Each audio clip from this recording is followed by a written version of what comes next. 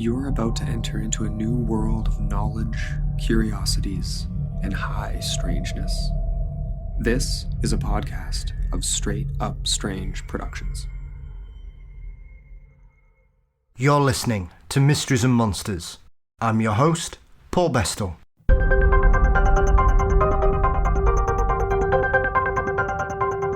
Hello, and welcome back to Mysteries and Monsters.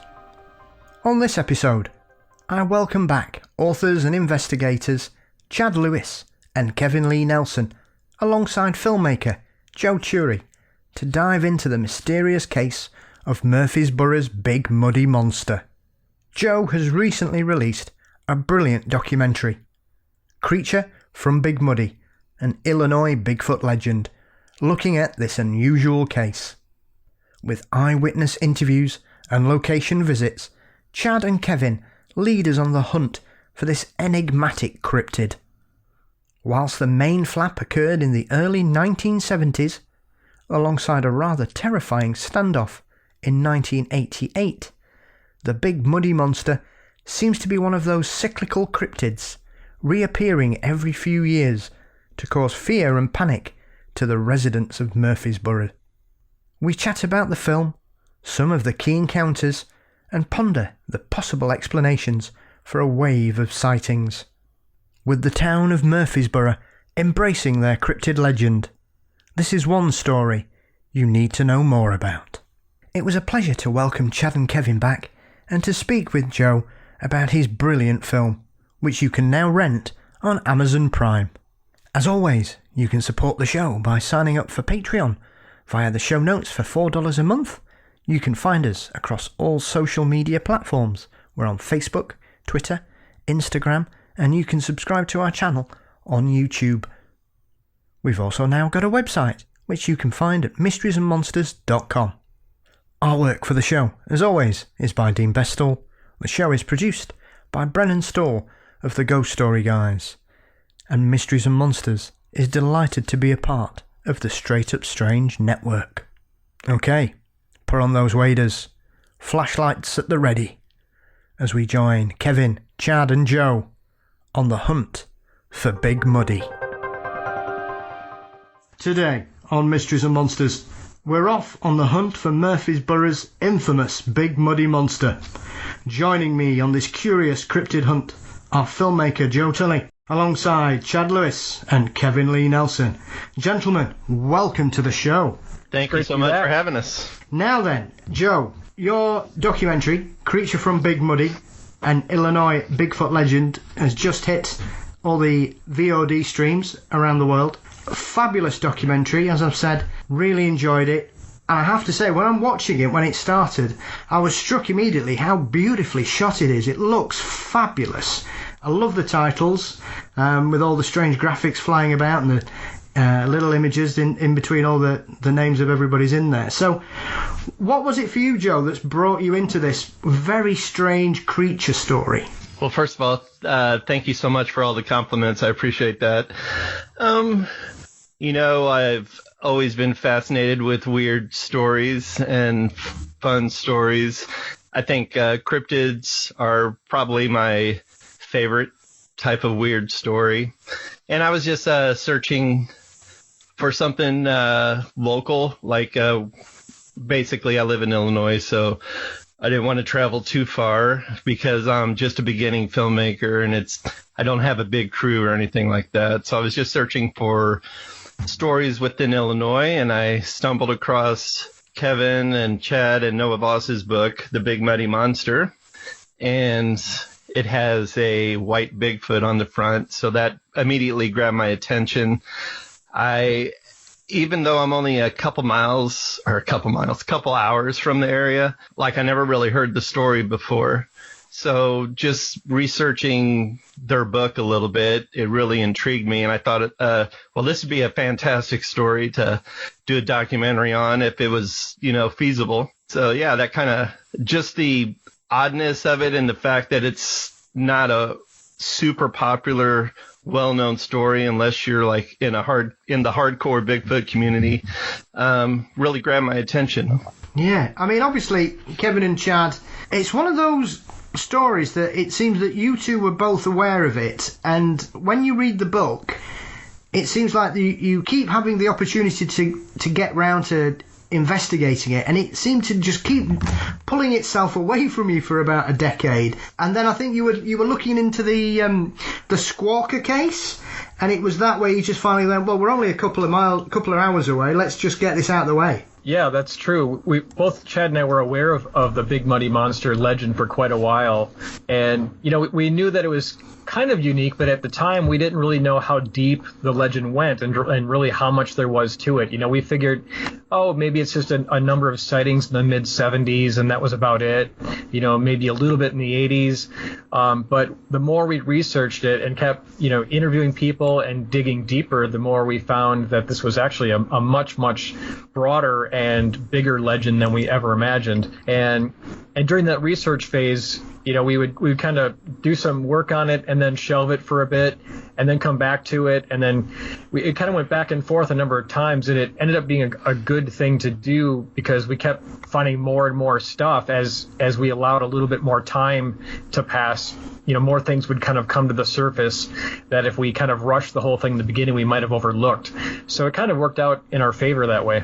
Yeah, fantastic. I mean, what I was struck by as well is, once again, it seems to be one of those cases where most people would seem to concentrate on what happened at the beginning of the 70s over that period between 72 and 75, I think, where you had obviously the most notable sightings. And yet, once again, it's one of those situations where as soon as you start looking into it, you think, oh, well, hang on, there was something happening here in 1915. There's something happened here in 1929. You've got a couple of incidents in the 1940s, and then it reappears in the 1950s. So was that a case of once you dove into where you thought the ground zero was in the early 70s, the other stories all suddenly appeared? Or was it a case of you kind of knew a little bit about some of the earlier stuff, and then it came to light? Or was it all new, everything predating what we would consider the Big Muddy's key part? Yeah, for me, I think it was having a knowledge of the creature in general. That this giant Bigfoot-looking white beast had been seen, but as Kevin mentioned earlier, didn't quite know the extent of how far back it went. And one of the areas that fascinates me the most now is how cryptids, especially, some become almost celebrity cryptids, and how even cases among cryptids get well known when more fascinating ones are left to the dust of history. So I'm always amazed that when you start looking into these things, you almost always find that they have a much longer and much more bizarre history than you did when you started out. Paul, are you familiar with Momo? Yes, I am. Obviously, it was one of those where I'd heard of it when I was a young chap, and then I only kind of reignited my knowledge of it was obviously when the Small Town Monsters documentary came out. So that was a very interesting, and once again, I only knew a bit of the story. I didn't know the extent of everything else that was going on. So yeah, that's what's kind of what Chad was talking about. Momo happened just 2 or 3 hour drive from Murphysboro, and basically in the 73 time period. Even I heard of Momo when I was a kid, and that's farther away from me. And kind of funny how Momo became the celebrity, and poor old Big Muddy just kind of fell to the wayside. I think a lot of it's just dumb luck. It's what story gets picked up by a major paper or a news coverage. It's less so the merit of the case and more just dumb luck. Well, that's funny too, because the Big Muddy actually went global for a while, and nationwide, New York Times and people, like we say in the movie, someone from Russia came and talked to one of the witnesses. But then it just disappeared, which is super odd to me. Yeah, it is surprising how certain things just drop out of favour, like you say there, because there seems to be this initial kind of explosion of interest, and it travels around the world and gets printed in major newspapers, And as you say, you even have guys coming over from Russia, which they didn't do for Momo, so that's one for Big Muddy Monster straight away, isn't it, there? So clearly there was a bit more. But the thing I find intriguing about this whole span of experiences throughout the area is that when you have the cases from, I think, 1915 in Creel Springs, and then 1928, 1929, we've got something going around killing dogs that is allegedly a panther, and yet we don't have a panther, and then the newspapers say it's some kind of weird wolf dog thing. Well, I don't know. I wouldn't say I'm an expert on panthers, but I know they don't look like dogs. So start getting these problems where these things are going on over it's like every 15 years from 1915 onwards,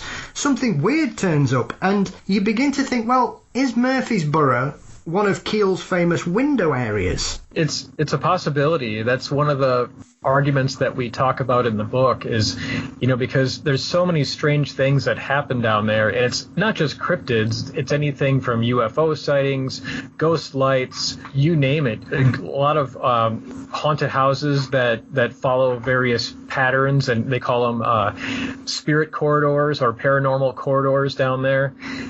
So is there something about the lay of the land or the land itself that's generating this odd phenomena, or is that phenomena attracted to this location for some reason?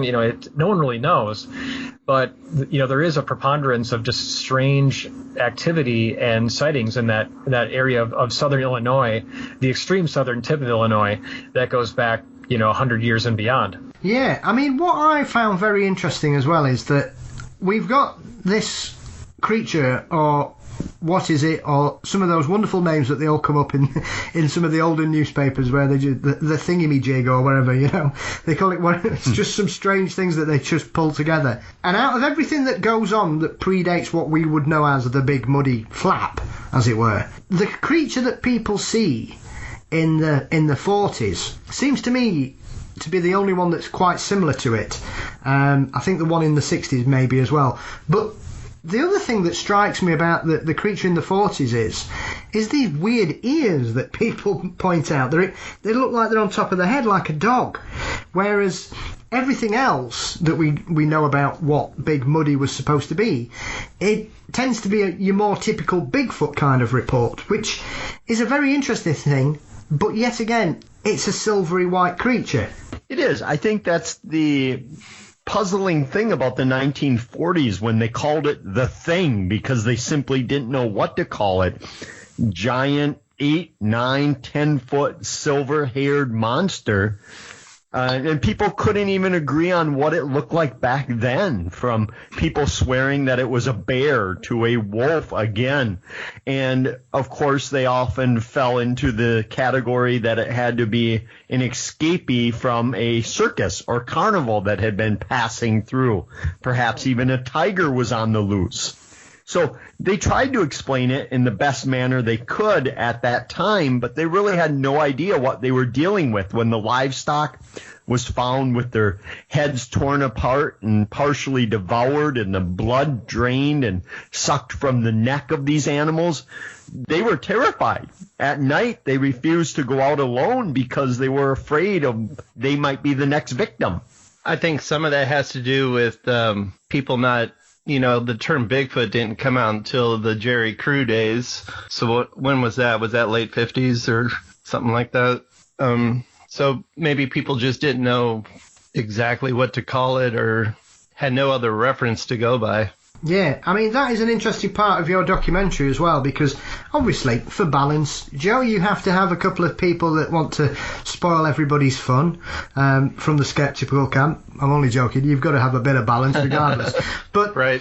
It's very interesting that the folklorist, I've forgotten the gentleman's name, says, oh yeah, yep. people were putting on shoes to create fake footprints and stuff, which I found a really odd thing for somebody to say, because that's not something that we're really aware of that predates, as you say, the late 50s when Bigfoot first appears, and then after that, everybody's apparently running around the country with false prints on their shoes just for a laugh. Whereas for one of these cases that kind of predates all that post-1958 Bigfoot explosion when Bigfoot hits the mainstream, this is one of the first cases where I've ever heard somebody try and take that excuse backwards, because as Chad says, it's always something's escaped from the circus. It's a gorilla, it's an ape, and it's like a running joke in American cryptid stories. The amount of circus trains that crash in America. If I worked in a circus, the last thing I'd be doing is getting on a train, you know? Right.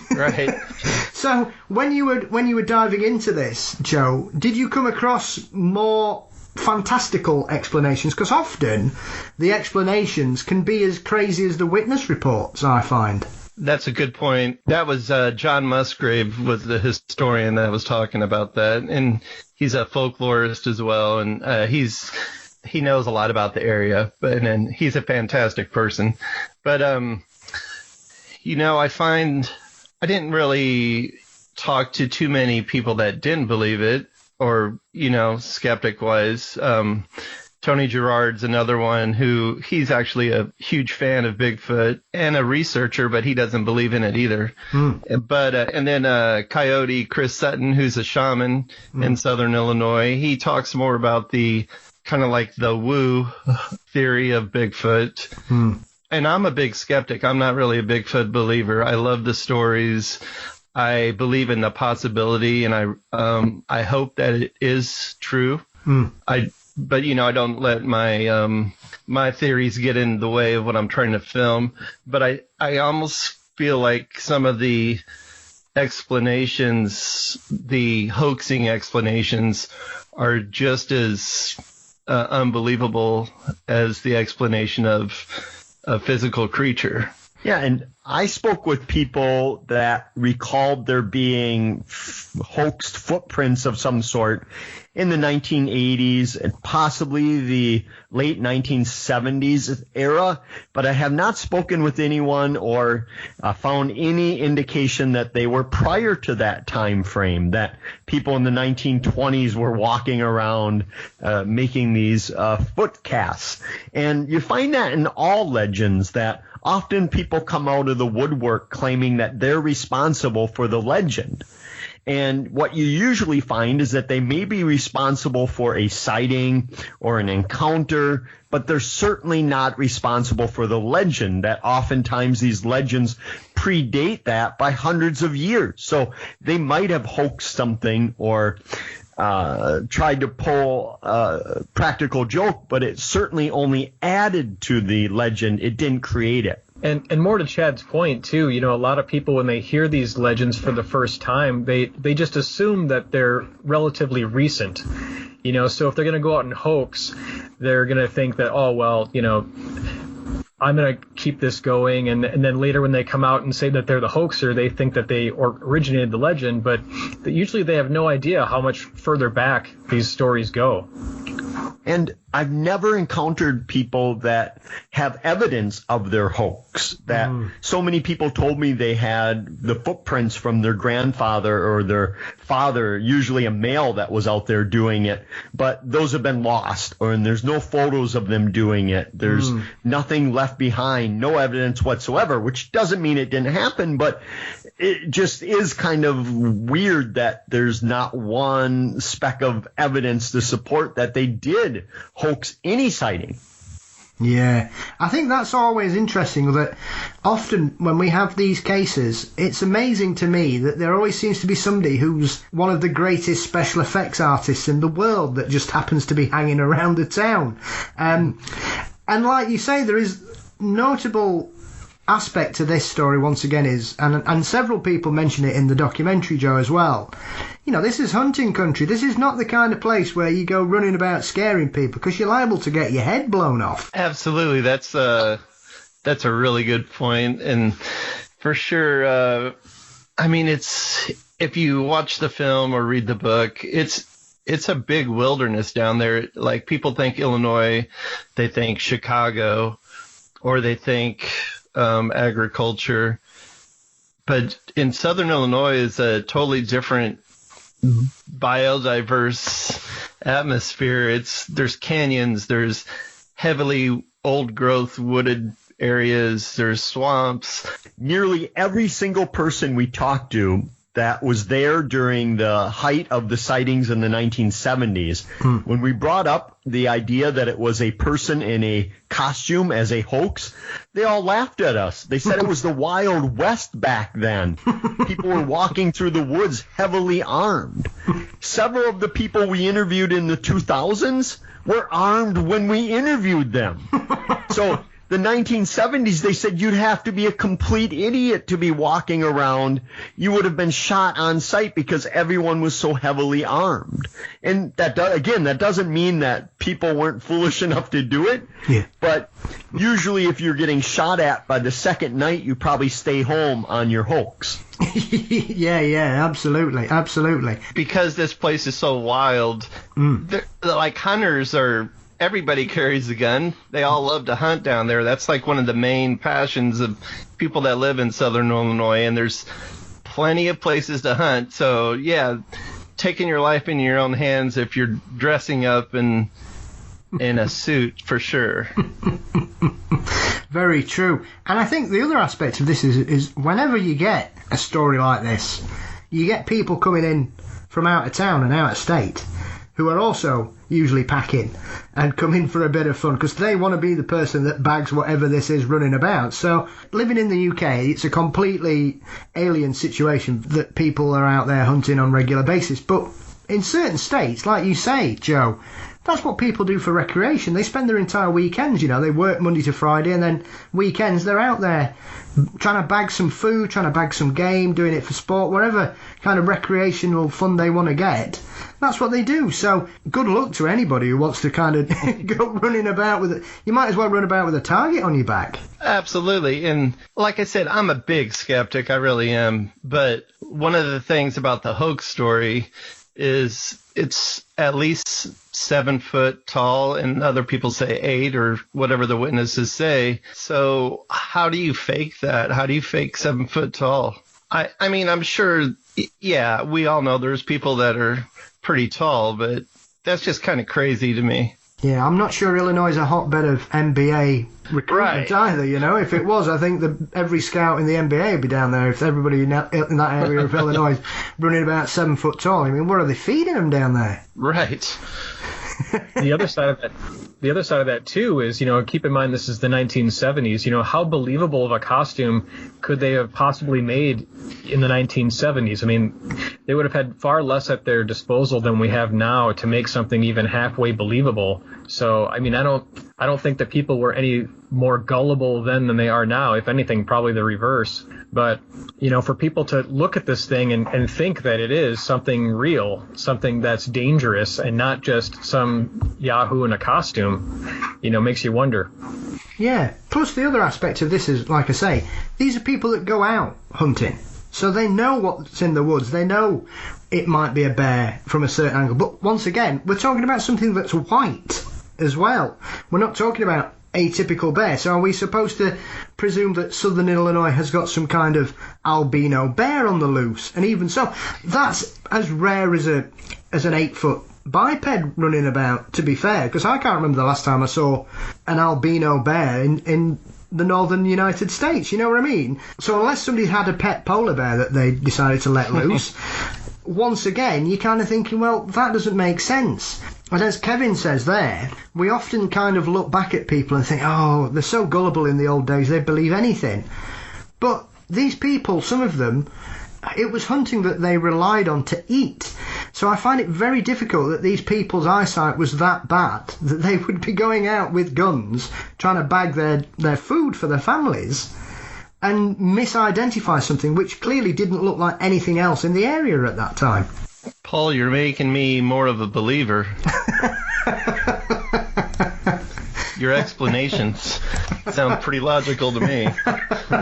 Yeah, well, I'll not tell you. Kevin and Chad have bribed me, Joe. That's what it is. But I like to, balance the conversation when I'm thinking about plausible explanations, because, as you refer to, you've got to be sceptical. And as Kevin and Chad have dealt with lots and lots of cases where the squawker that I mentioned earlier on that eventually led them back to Murphysboro is a prime example of it's supposed to be a mystery creature, but because Chad and Kevin and Noah are so forensic in their investigations, more often than not they will turn it out that it's nothing peculiar other than perhaps an animal that hasn't been seen in the locality for decades and maybe coming back into the population in the areas. So that would make it unusual. So Chad and Kevin and Noah are very good at looking at the honest evidence, and if it's weird after that, then I tend to follow what the guys are saying, because if they can't find a rational explanation, then I'm very interested in looking at what the possibilities really are.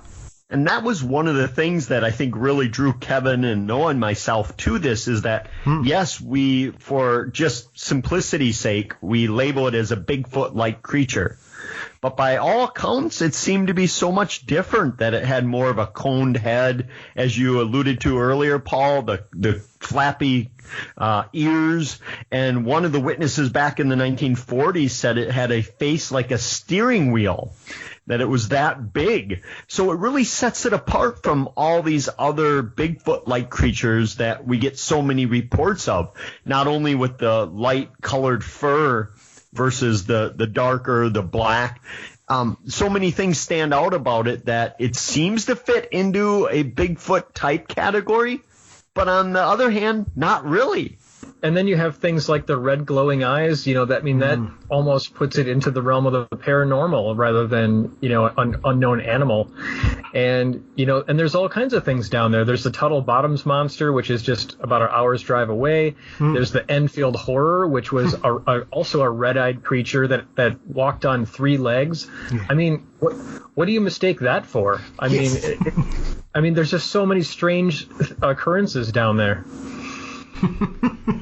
Yeah, it certainly seems to attract the weird and wonderful in that area. The key flap here, I think, starts in sort of the summer of 1972 in the town of Cairo, which is one of those wonderful things. I like that area seems to have a lot of Egyptian named towns for some particular reason, which is always one of those wonderful little facets of American history that I love discovering, especially when usually I read your books or speak with you guys, that you take me to these places that I'd never even heard of until a monster turns up, and that's half the fun, I suspect. So I believe it's Leroy Summers is out for a jog, and this is one of those wonderful witness reports where you think, why on earth are you running towards it?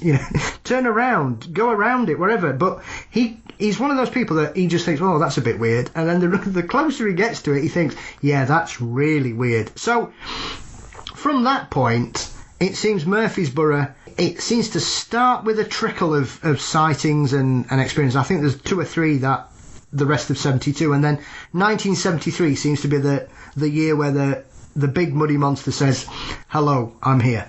I think the Riverside boat landing sighting of 73 got a lot of attention because it was very creepy. Lovebirds were parked in a boat ramp area, secluded. It had been heavily flooded. They were just getting acquainted with one another for the evening when this seemingly giant monster comes out of the water, caked in mud from its bottom half, growling or shrieking like something they had never heard of. I mean, that in itself is terrifying as it walks towards their car. They hightail it out of there as fast as they can and go down to the police station and make the report. But I think there was an aspect of gossip and sensationalism to the story because they were together, but one of them was married to someone else. So I think that little tidbit is one of the reasons why it got so much publicity, because it was a bit of a scandal that these two had to be telling the truth. Why would they risk their adulterous affair if they hadn't seen this giant monster? Yeah, I mean, that's what's always struck me about that witness report is these guys were taking a risk because, as you say, they weren't supposed, well, they could have been there, but they weren't supposed to be with the people they were with. Yeah, I completely agree, and that going right to the police station instead of just leaving, You're in the presumed safety of your vehicle. You can just head home. But instead, they go to the police station, and the police take it seriously, unlike so many other sightings of cryptids around the world, where they go and investigate. And one of the other aspects of the creature that stood out is the growls or the shrieks it was making seemed to go up and down like a police siren in its pitch and tone. And that was something that the junkyard sighting from 88 had the same thing. The witness, Bob, said that it was going like a police siren, loud and then a little bit lower and then shrieking. So whatever this thing was, it seemed to be using the same tactics over the years. Yeah, that gives it all credence. And I know that Larry Tincher, who was one of the officers who went on the investigation at the time, ended up becoming the chief of police, I believe, of Murphysboro. And he still thinks something weird went on that night, because obviously that's the night where they found these strange prints, and I know there's a picture of them in the book and you referred to them in the film as well, Joe, that obviously it shows that something quite large had been there and then moved out, and obviously you've got the vacuum that's kind of damaged whatever was there. But as you all say, clearly the police took it seriously enough. These people were frightened enough to risk, you know, the scandal of their illicit affair coming to light, and didn't care. And that, for me, gives that whole incident a real level of credence, because if you thought it was somebody mucking about, once again, even if it is somebody mucking about, he's got no idea if Randy's got a gun in that car, for the greatest respect. And if, you know, he might have thought it was the husband coming to scare them or whatever, you know, whatever. You're going to do what you have to do to protect yourself in that kind of situation, which is why I think when you look at that incident, they clearly felt concerned enough to just think, damn it, we don't care what happens from here on in.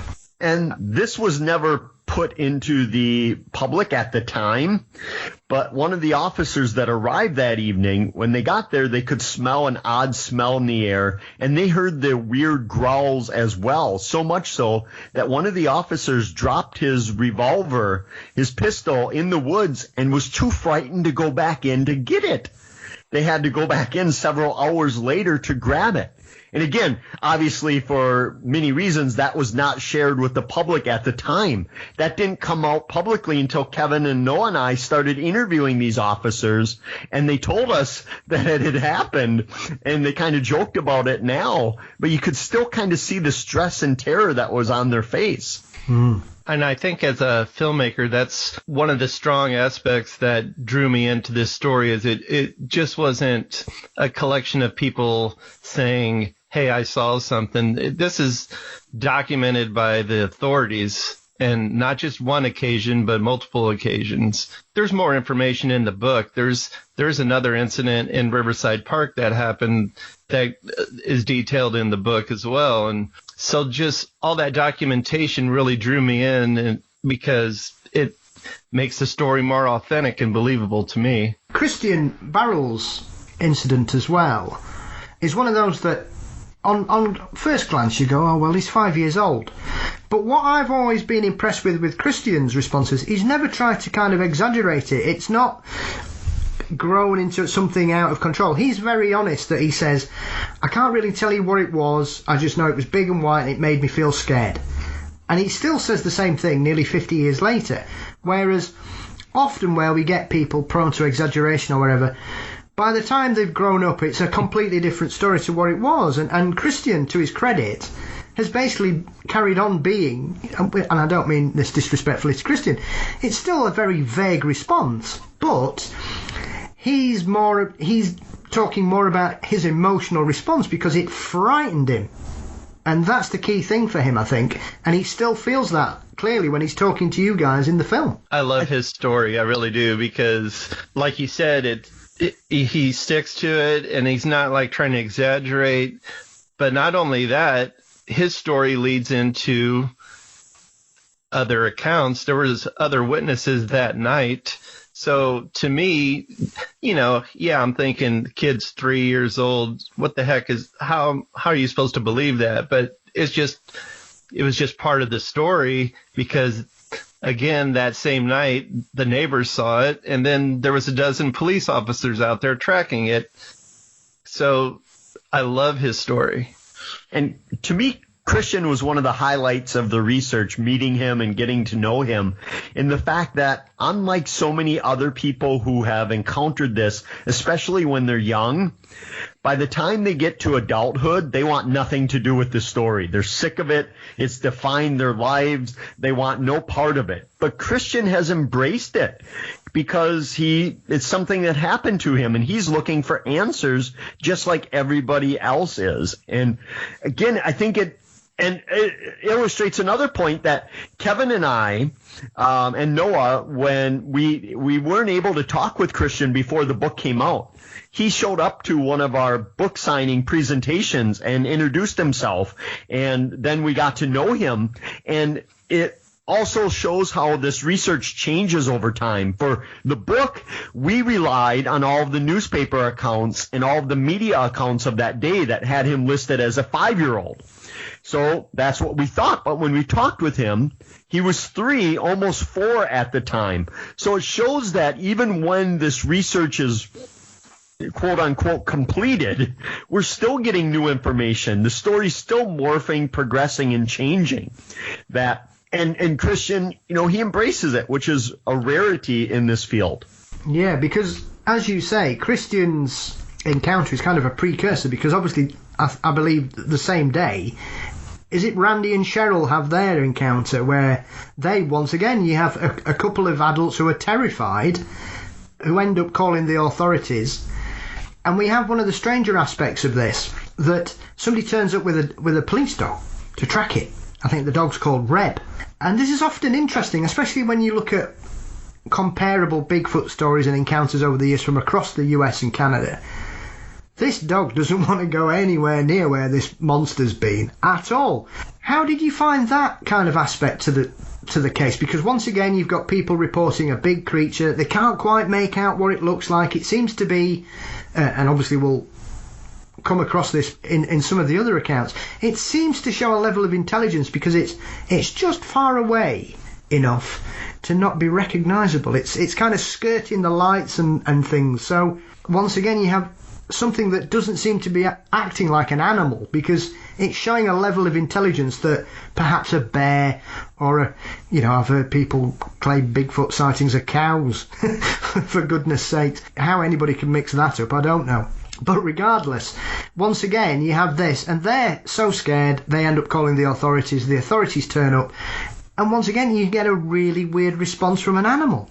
Yeah, and again, there's more detail about the incident in the book, and then just for pacing purposes and time purposes, we couldn't put everything in the film, obviously, but there was, when they were tracking the animal, whatever it was, there was like a slimy substance on plants, like on the trail, kind of indicating that what I assume, like maybe it came out of the river or water, and they were finding traces of that as they were tracking it. So there was obviously something there. It wasn't just imagination, in other words. There was a physical thing that they were tracking. And yeah, I do think it's strange that the dog didn't want anything to do with it.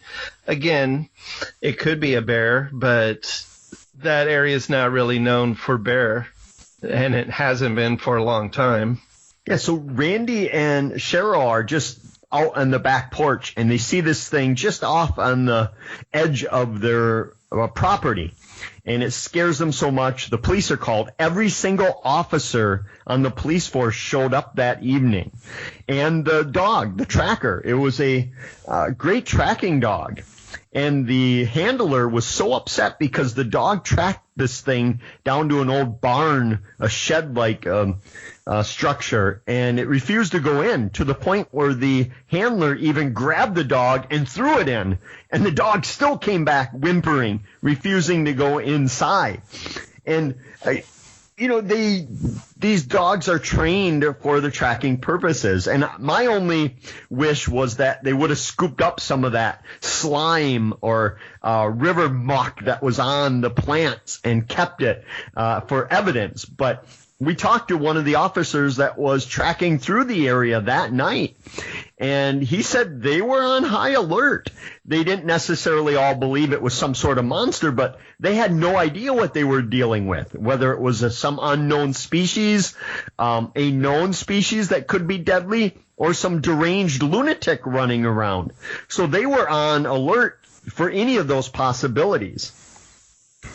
And when we were talking to Christian, he also told us that a lot of the people in the neighborhood speculated that whatever it was might be living in the basement of a house that was under construction in their neighborhood. He said this was in the 1970s when that neighborhood was fairly new, and a couple houses down, there was a house under construction. The foundation and basement had been dug out and built, and he said that people found signs that something big had been kind of walking around down in that foundation or kind of holing up down there.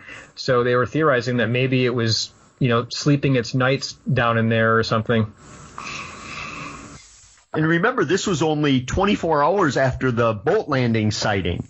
So the town was still on high alert, and now it wasn't at a public park, but a suburban kind of neighborhood of where there could be more danger to a lot of kids playing around. So I think the officers took it very seriously. And it started off as maybe a joke down at Riverside, but certainly turned into something that should be more feared. Very much so. And this is the other aspect about all these reports as well. Clearly the police were taking these guys very seriously, because often when we have situations like this, and I'm sure we've all read situations where locals start seeing strange things, and the authorities will try and poo-poo them and say, what you've been drinking, how long you've been out, where have you been, you don't know what you're talking about.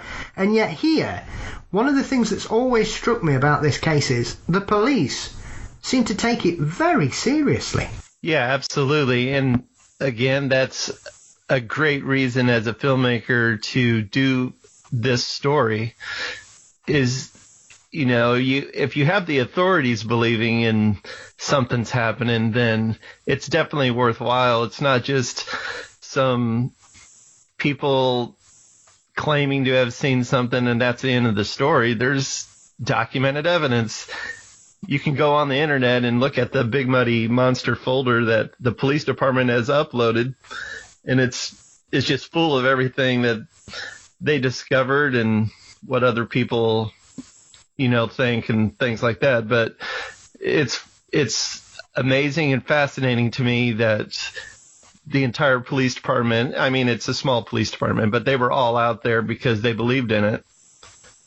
That folder was one of the biggest surprises while researching this whole case. In movies and stuff like the X-Files or whatever, science fiction shows, you always have these investigators, pull out this file that says, vampires or, Satanists or whatever the case that they're looking into, and you're like, oh, that never happens. They don't actually have a big folder that says that.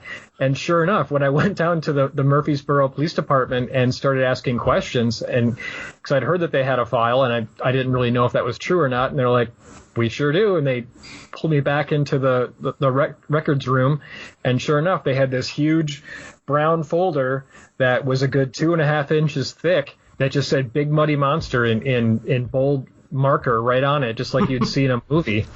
And it was loaded with stuff. Not only was it loaded with sketches from eyewitnesses, but it had some of the actual photos from the scenes that they investigated, like the footprint pictures. And beyond that, it was packed with letters that people had written the police department over the years, talking about their experiences seeing Bigfoot, and all kinds of other stories too of people saying, don't shoot it, don't hurt it, it doesn't mean anyone any harm. Just all kinds of people like writing in from around the country and the world that just were really taken up by the case. I find that really interesting, especially that 40 years later, that file's still there. So that alone, once again, Kevin, gives it a lot of credit, because clearly, it still means a lot to them, because why would you keep that otherwise? Exactly. I mean, we talk to a lot of police stations, doing the research that we do for our various projects. And a lot of times what we always hear is like, oh, we don't have that anymore. We got rid of that, or we held on to it. We did have it. We held on to it for a few years, but now it's no longer important, so we got rid of it. Or, we were digitizing things and that was no longer important or relevant, so it was pitched. So, we get any number of excuses or reasons for why it's not around anymore. So to actually see it in this case was pretty amazing. Yeah, because I think when I saw that file, the first thing I thought about was when Linda Godfrey starts digging into the Dogman case, and they've got the werewolf file. And I thought, well, that again gives it credence. You're thinking, well, surely they are, whether they're officially acknowledging it or not, behind the scenes, they're clearly collecting as much evidence as they can, because they think something strange is going regardless. Yeah, that werewolf folder, that was the first thing I thought of too when I saw it. That's exactly right. The other interesting aspect of this is this seems to be the peak of it, and we get a couple more incidents that happen. I think the next major incident that occurs is one of those wonderful teenage situations where you think, I wish that had happened to me when I was out with my mates when I was 14, where you've got that gang of friends who are out camping at night, who seem to have an encounter. But what I always found interesting was and maybe you guys can educate me on this, is why did they start calling it the pump house monster? Did they think it was something else, or was that just that where it was, that's where they called it? And then they realised it may be something to do with what else was going on. Yeah, that refers to the area in which it was spotted. And oftentimes we found that quite a bit, even though the Big Muddy or the Big Muddy Monster the name had kind of attached by then. People were still calling it different things based on where it might have been spotted. And I think maybe it foretells that it wasn't the same creature, or maybe they saw it from different angles, or maybe it was the same creature, but they simply just called it for what it was, almost to give it its own branding, if you will. Yeah, we didn't mention this, but there's a river there called the Big Muddy River. So that's where the monster got its its famous name, because they surmised that it came from the river, or out of the river, traveled the river, so they called it the Big Muddy Monster. What I've always been struck about by those guys as well is that they all get terrified and run off, and then obviously, safety in numbers, they go, oh yeah, I mean, to be fair, I'd probably have done the same. I'd have run off and then, try to regain my composure and think, well, hang on a minute, we've got a monster here, let's see what happens. In, classic Scooby-Doo fashion, let's try and get famous here. And once again, what strikes me about that incident is the kids don't exaggerate it. They don't make it too ridiculous. I know we're talking about an 8-foot monster on the run, but their story's quite matter of fact as well, isn't it? And you find that quite a bit, that you would think if somebody's hoaxing it, they're going to come up with the most terrifying, the most bizarre details that they can to really hook it into people's minds. But what we're finding, not only with that sighting, but many others, is people, if anything, are almost downplaying it as though they're trying to rationalize it within their own minds, that they don't embellish the details, even when given the chance to, by leading reporters asking, leading questions or trying to make it more fantastic of a sighting. They often refuse to jump on it. Yeah, it is remarkable. As daft as it sounds, it's remarkable in its blandness, because it's very matter of fact. Yeah, just the facts. Yeah, and I think that kind of leads into the last big sort of witness report, which is one of those that I think in the book you refer to. It's almost been overlooked or missed, which is the carnival, I think. And this is one of the other things that's very interesting, because over the years we've had numerous reports of Bigfoots and Sasquatches being attracted to horses. For whatever reason, they seem to find them very interesting. Whether you buy into the whole hair plaiting situation or not, there are often reports of Bigfoot being sighted near horses for whatever reason. And this is one of them where it seems to appear, cause some confusion in the people that see it, and they're not really sure what happens. It goes away, and then later on, about 4 hours later, it returns for whatever reason. Did you kind of find any parallels to that going in the area, that this was the first kind of animal creature interaction, other than, you know, the certain reactions that dogs had had? Well, I think outside of the livestock that were mauled by some creature, yeah, it seems to be the first interspecies interaction, if you will. And I think it also illustrates that outside of the junkyard sighting, where you could make an argument that the thing was aggressive or might be looking to harm someone, the creature in every other sighting, the only reason people thought it was scary because of its physical dimensions. It didn't do anything that would make you think that it was going to harm you. And same with the ponies, the horses that it was looking at, that the carnival workers late at night saw it kind of on the edge, almost as though it was curious about what these things were, staring at it with a curious look. But it wasn't harmful. It wasn't trying to attack the animals in any manner. So it seems to showcase this ability to terrify without being terrifying. It seems to be more curious than anything. Like you say, it's not aggressive. I mean, obviously it's making some unearthly sounds that are causing people to be quite frightened. And as you say, because of its stature, it's clearly a very imposing creature, whatever it is. And yet, despite coming close to lots of people in different scenarios and different areas, nobody sees it physically attack them or attempt to do so. And I'm a big fan of carnival and circus folklore and legends, and I love about the carnival sighting is that it was spotted a couple times, but the proprietor of the carnival refused to report it to the authorities. The reason being is that, like a true carny, he thought it would scare away his customers.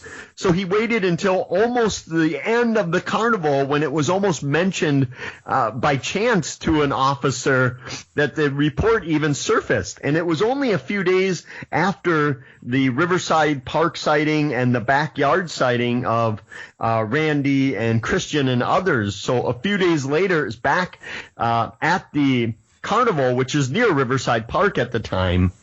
And again, the carnival workers kept it to themselves because they didn't want to scare away. Who cares if people are attacked? We need ticket sales.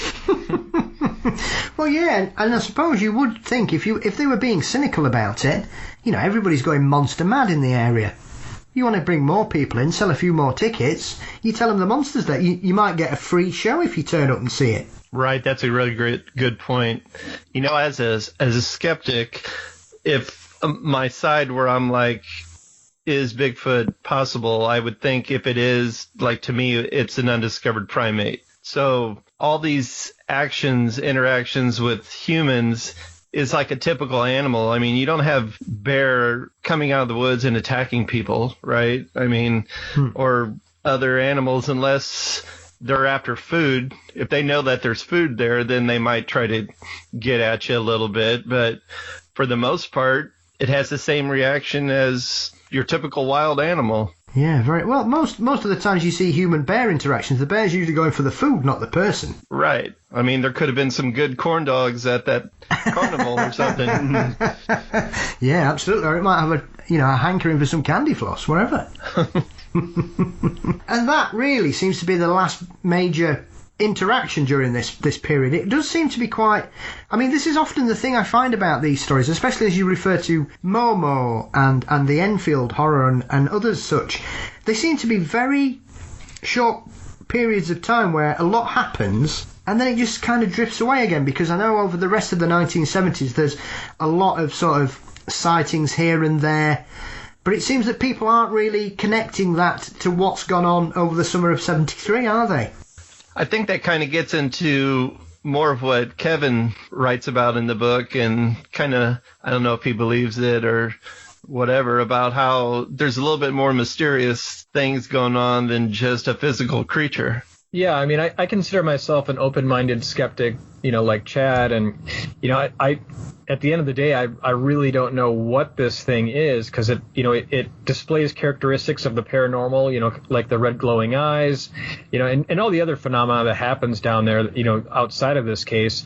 But then at the same time, like you were pointing out with the ponies, it also exhibits characteristics that flesh and blood animals do too. For instance, Murphysboro is known for having all kinds of apple orchards. There's orchards all over the place, and a lot of Bigfoot researchers know that they tend to attract sightings of Bigfoot because it's a plentiful food source. Same reason they attract deer. So is that why it's been seen around Murphysboro?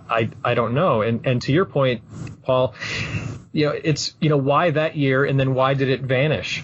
One of the things that I point out in the book is the spring prior to that summer of sightings in 73, they had a lot of flooding, like a really, really bad flooding in the area. The Big Muddy River, was over its banks and everything. And so one of the things that we theorize is, there are a lot of caves in this area. And so maybe this creature, for whatever it is normally a cave-dwelling creature for the majority of its time, or perhaps it only comes out at night. It's possible that maybe those caves were flooded that year, forcing it out, to be walking out and looking for different food sources, or expanding its range, beyond what it would normally do, and therefore being, spotted by people when it would normally be underground most of the time. Maybe that's why it's white, because it spends a lot of time underground. We really don't know. I mean, it's one of those things where you can keep questioning it forever and keep finding more anecdotal evidence and and things here and there, but it's one grand mystery is really what it is. Yeah, because it often strikes me when we have these incidents, and I mean, obviously, as you've uncovered in the book and Joe touches on in the films, this seems to be kind of like a cyclical event in the area. There is something that turns up every so often, which may be, as you say, connected with what went on in the spring of that year with the heavy rainflow and the rivers bursting its banks and whatever. And clearly that had a big effect, because there are numerous mentions to how much mud was on the riverbanks still, even after the river had subsided back to what you would consider its normal levels. So it is intriguing that there seems to be, are these incidents related? Is it down to something happening in the locality that forces it out, flushes it out, as it were, to start interacting and terrifying the locals?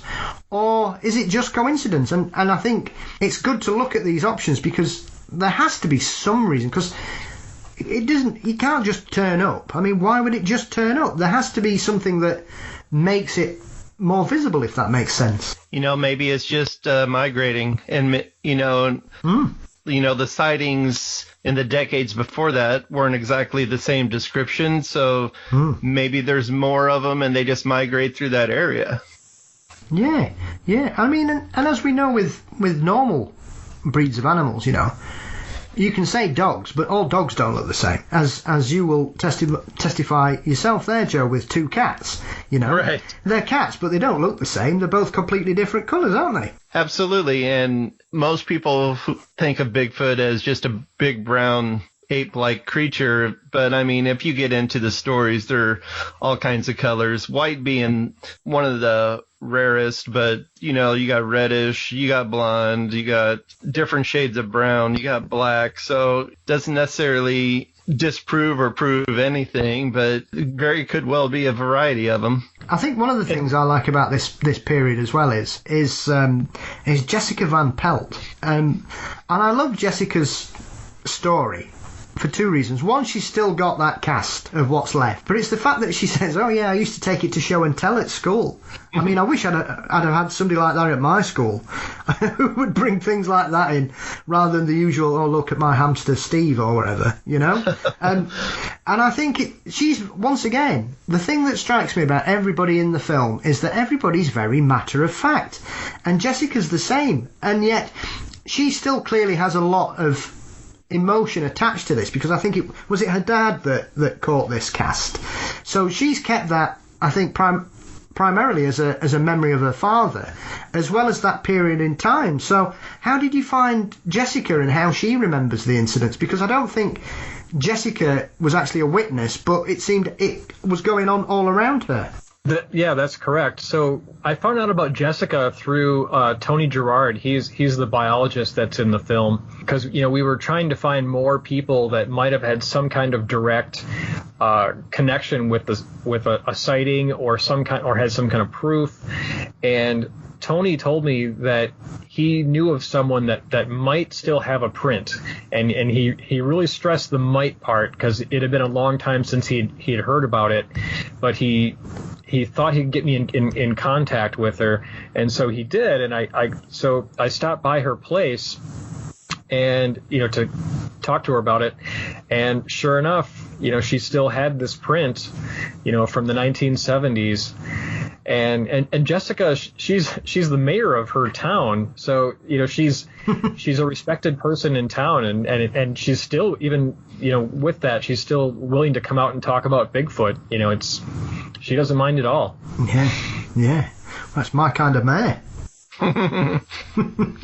What's cool is since it's been out and released, I've gotten people messaging me their different stories about it. So her father made the cast, but two of her uncles have contacted me and said, yeah, they were there, her father's brothers. And they were there, and one of them was like, he said there was a track line. It wasn't just one footprint. There was many footprints, and he goes, I don't know what it was, but there was definitely a trail there, which, again, he was just matter of fact. He wasn't trying to exaggerate it or say, oh, yeah, there's a Bigfoot trail. He just wanted, he just basically just told the story as it is. Yeah. I mean, that's what I love about it. Everybody's very, the story's very simple. This is what happened. This is what we saw. This is what we've got. Take it or leave it. Yeah, and that's how I wanted to present it as well. I didn't want, when we were talking before we started filming, and I just said, I don't want some, like, we're out in the woods, oh, what's that snap, or what's that noise type of over-the-top exaggeration. I wanted to be very respectful of the story, of the people involved, and take it seriously. And I think when you do that, it gives it more credence instead of, trying to pull the wool over someone's eyes. Yeah, absolutely. Well, I think it'd be quite remiss of me, because I think one of the aspects of all this is the incident that happens in 1988. Once again, 15 years after the big flap, and we have the gentleman, I think his name's Bob Reber, in his salvage yard. And Bob, there's a few things about this, is that Bob's initial incident is clearly quite a frightening event, but there's some of the things that you hear quite a lot about people interacting with weird things is, his mate's got a gun, but he tells him not to shoot it because you might make it angry.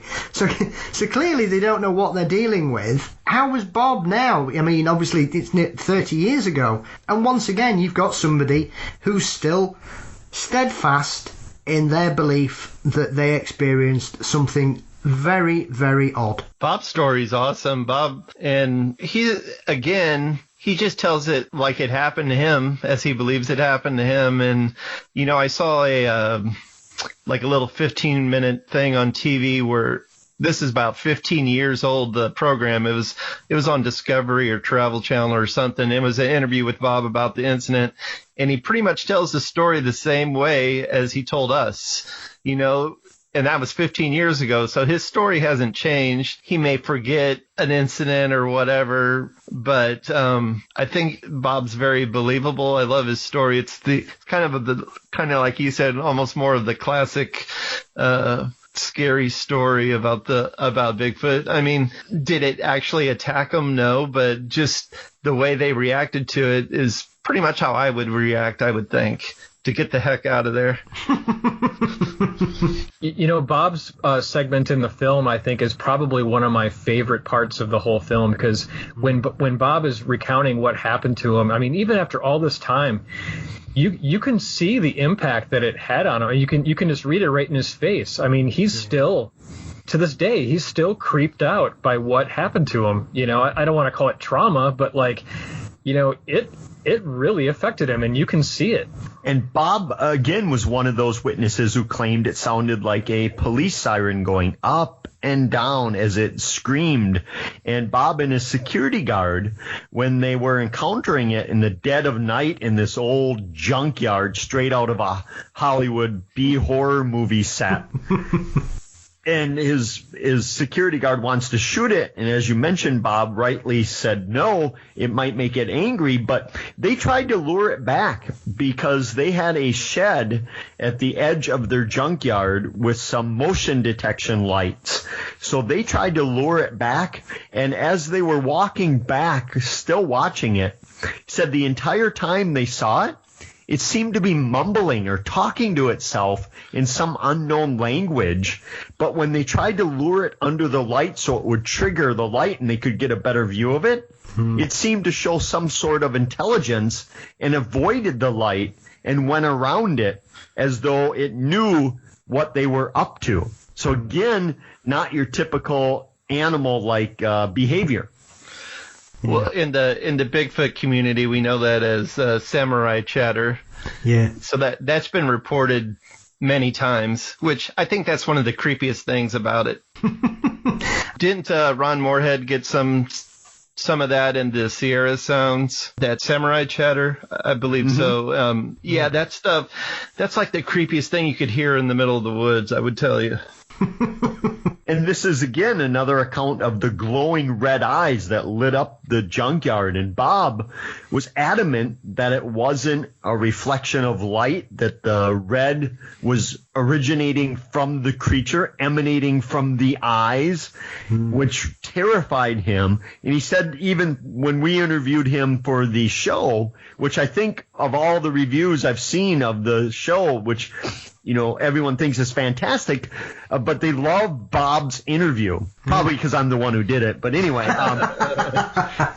but no, his story, he's just so genuine, and he's still, those red eyes, he told us, they still stuck with him 30 years later. And Joe mentioned earlier that, yes, there are tiny little details of the story that, using the original newspaper accounts, I reminded him of, which 30 years past, you're going to have to remind any of us what happened to great detail. But he stuck with this story. Even more so, he finds it more puzzling today than it was 30 plus years ago. Yeah. I think the aspect I really like about it is that obviously they're quite frightened by everything, and they've managed to retreat back inside his shed out the way.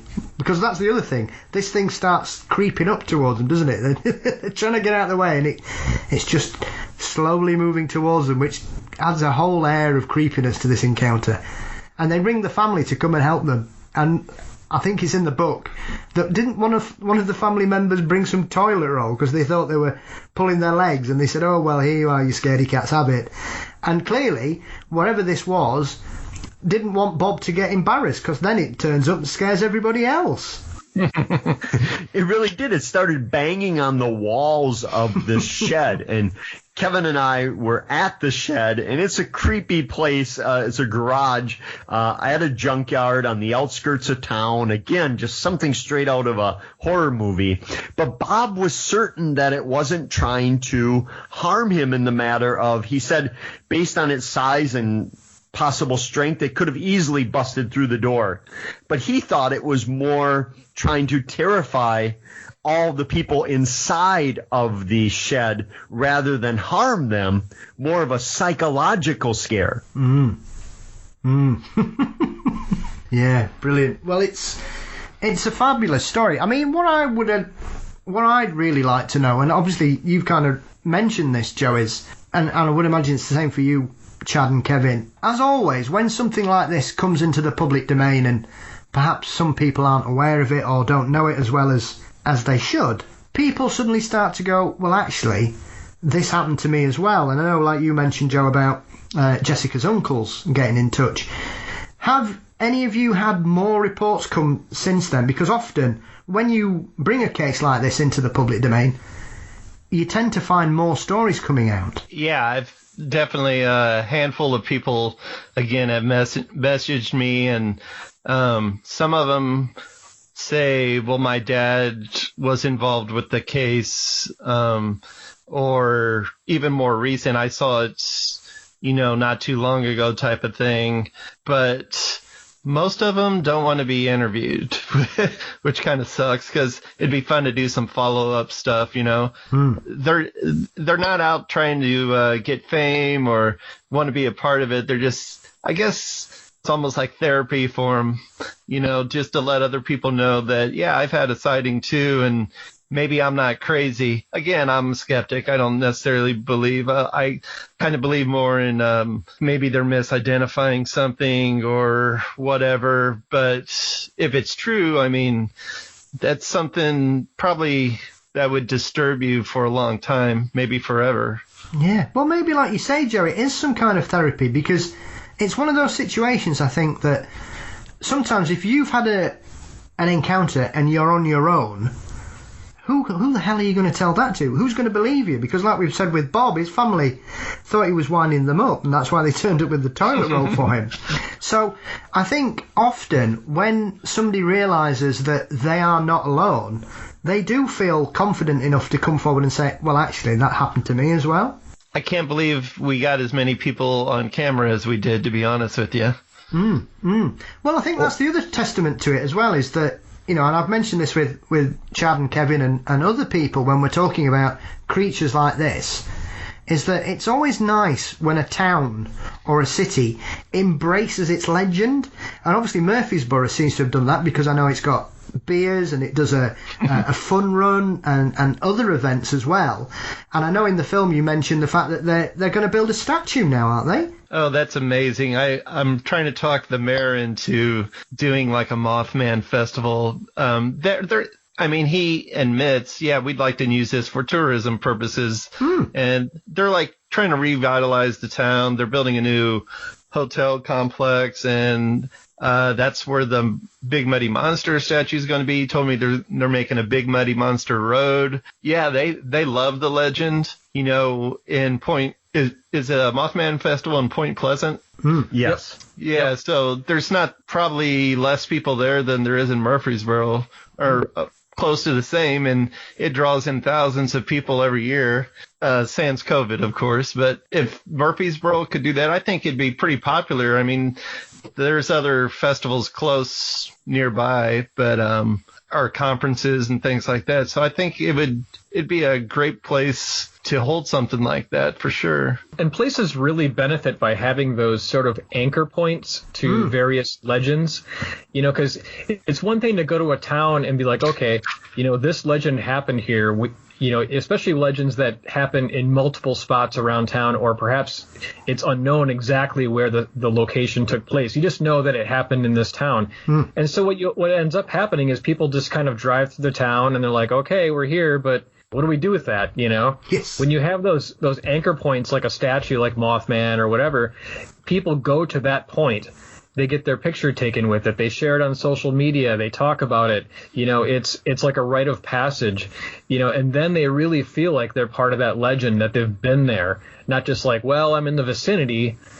That's that anchor point. And we've been trying to raise money also for the town of Van Meter, Iowa, too, to do something similar with the Van Meter visitor legend, create a statue or of something of that sort. Because I think it really is a draw that brings people in, and it just, celebrates those legends and hopefully makes them stick around a lot longer. Yeah, there's actual places where things like Riverside Park where that was pretty creepy. And when I first was there, by the way, I mean, you're like there where something allegedly took place, and you could just looking at the area, you're like, oh, I can kind of see that, So, I mean, there's points of interest to go to where things actually occurred, which I think is phenomenal. Yeah, and I think this day and age, like Kevin refers to there, for somebody like me in the UK, I know where Point Pleasant is because of Mothman. I know that I know folk in Arkansas because of Boggy Creek. These are small towns in America that outside of the US, most people would never have heard of them at all if it wasn't for this. So why shouldn't you embrace it and celebrate this wonderful legend? Because it's quite a unique one as well in the pantheon of cryptids. You know, this is a creepy creature that seems to just like winding people up. One of the reasons I was so excited to be part of this project is that film reaches a much broader audience than books can ever do, just the way it is.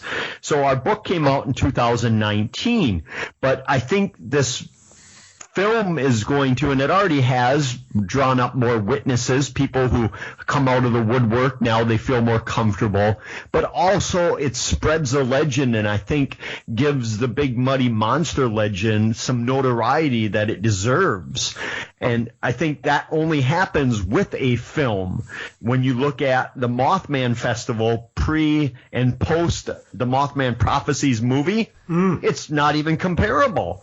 It wasn't the legend it is today without that movie. So I think when Joe does things like this and movies and documentaries, they're adding a big service to these towns and to the legends themselves, keeping them around forever.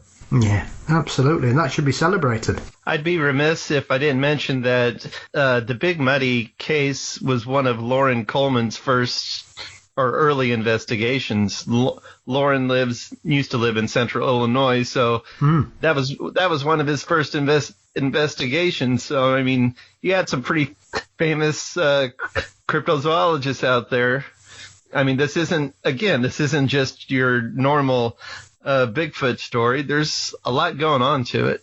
Yeah, absolutely. Absolutely. Well, gentlemen, thank you for your time in discussing this brilliant documentary, and obviously Chad and Kevin and Noah's wonderful book, which is a fabulous companion to it. So then, Joe, where can everybody watch this and enjoy it as much as we have? For right now, it's on Amazon Prime exclusively, and I don't believe you have to have Prime in order to watch Prime. And also, if you go to Facebook and look up the Creature from Big Muddy page, there's links to where you can purchase the DVD. Right now I'm doing some giveaways, so maybe you can go to the page and get yourself a free copy. That's where it is at the moment. Excellent. Are you going to get Chad dressing up again for you? I would, but he gave away most of the suit. Don't worry, I can get more. If it comes to dressing up as furry things, count me in. Well, I'm not sure where we should go with that, Chad. But anyway, Right. So, Chad, Kevin, what's next for you guys? What are you up to? Yeah, I'm hunkering down right now. The only place to see, hear, or watch me is Creature from Big Muddy, the documentary. So if people want to find me, you're going to have to do it through that little-known company called Amazon.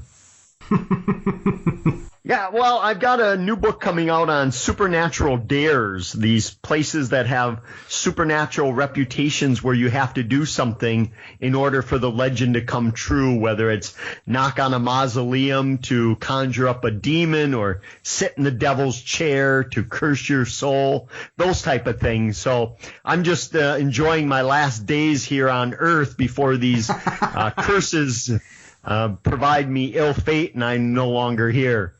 Yeah, kind of like Chad, I've been kind of hunkering down here because of COVID too. But the silver lining with that whole thing is it allows, a lot of time for research and writing and things like that. So right now I'm kind of working on a book about black dog and hellhound legends in America. So Fantastic. Oh, interesting. Because I know obviously that's more often associated with us here in the UK, Kevin. So that'll be really interesting to see just how widespread that is over there. Exactly. I mean, there's a few books out already about, the UK phenomena, but very little about the same or similar phenomena stateside.